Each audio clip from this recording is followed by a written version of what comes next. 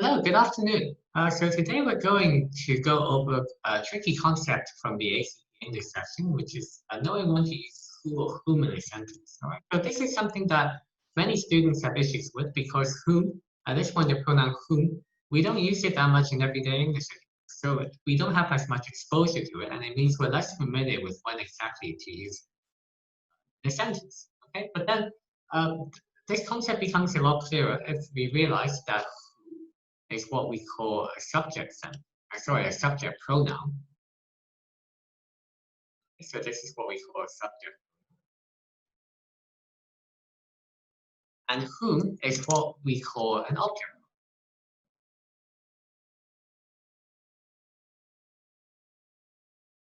Okay, so what is a subject pronoun? What is an object pronoun? Well, let's kind of look at this sentence here. I'm going to write an example sentence. He threw the ball to me.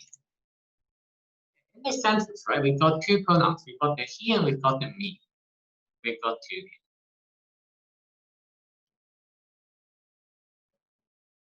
So one here, right?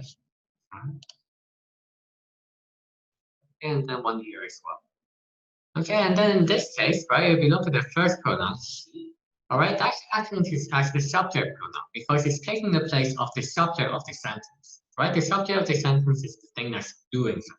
In this case, he, this person, he is throwing the ball. Okay, so this is the subject, he's doing something. All right, so that's our subject pronoun.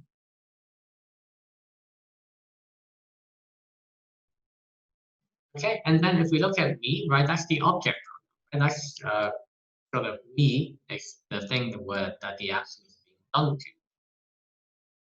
Okay, so we notice if we know this, then we can see how there are some other pronouns that can fall into either the subject category or the object category. We have things like he threw the ball to me, right? Or we could say I. Now, maybe I can't throw the ball to myself, but I can throw the ball to some other object pronouns, right? So I threw the ball to him, or I threw the ball to her. Okay, so we see how even though you know pronouns can be organized by gender, or whether it's first person or third person, they can also be categorized into subject and object. All right, and so that's kind of the background into how we can differentiate between who and whom. Okay, so who is the subject pronoun and whom is the object. And this can be quite useful when we actually start looking at some sentences and how to use whom in those sentences, right? So let's look at an example sentence on the next slide. All right. So the research is who/whom authored the influential paper are being honored. Okay. So if we think back to our experiences with the subject and object pronouns in that earlier sentence, okay, we can do something similar here. So what we can do is we can take this specific portion, so this relevant portion of the sentence, okay, and then we can take out who or whom, and then we can put in some easier pronouns, right? Pronouns that we're more familiar with. So maybe something like she/her. Okay, so then we can say we can test this by saying she/her authored the influence. Okay, so if we try some other pronouns, then we can identify whether the pronoun should be a subject pronoun or object. Right? In this case, it should be the subject pronoun. We say she authored the influence. We don't say her authored the influence. So we know that we're looking for a subject pronoun, then we can go back to who and who. And because we know that who is the subject, we know that we're looking for this word, right? We're not looking for who. Okay, let's try this again with something from the ACT. Okay, so let's try an actual question.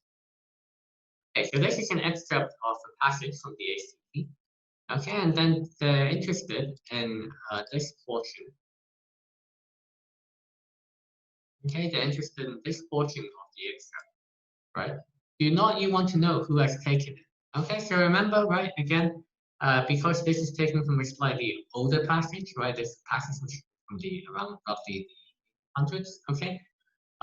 That kind of so 19th century, right? So sometimes the English grammar may be a little bit off, which is why I say do not you want to know. Because back then the grammar was hadn't evolved to the state they are now. Okay, but anyway, so right, so we want to know if we need to change that, right? Who has taken it? Okay, so we look at the answer choices that's available to us. We've got no change, we've got the who/whom. Okay, so what we were doing earlier, we've got whom has told, we've got who he has taken. Okay, so we've got to change the pronoun to he.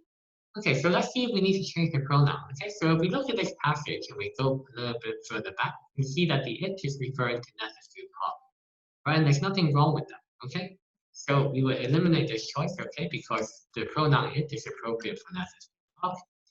Okay, let's look at H, has told. Okay, there's no reason to change the tense. The tense is perfectly fine. Okay, so we will eliminate that. Okay, so once again, this goes back to the who/whom kind of choice that we were talking about just now in this presentation, right? So we need to know if we need to use who or if we need to use who. Okay, so let's do that trick again. Okay, so let's kind of swap out the pronouns for a pronoun that's a bit easier. Right, so let's take that part of the sentence, right?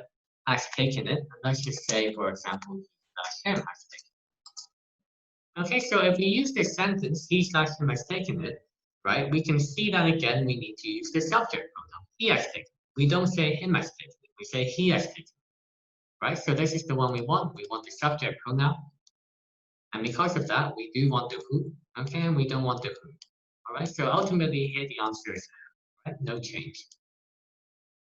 Okay, so I hope that was useful. And if you have any more questions about the ACT or other exams, feel free to call us or email us at the Edge. Okay, we work with students of all ages now, any stage of kind of the exam preparation process, and we'd be really happy to help you. All right, thank you very much, and thank you for watching.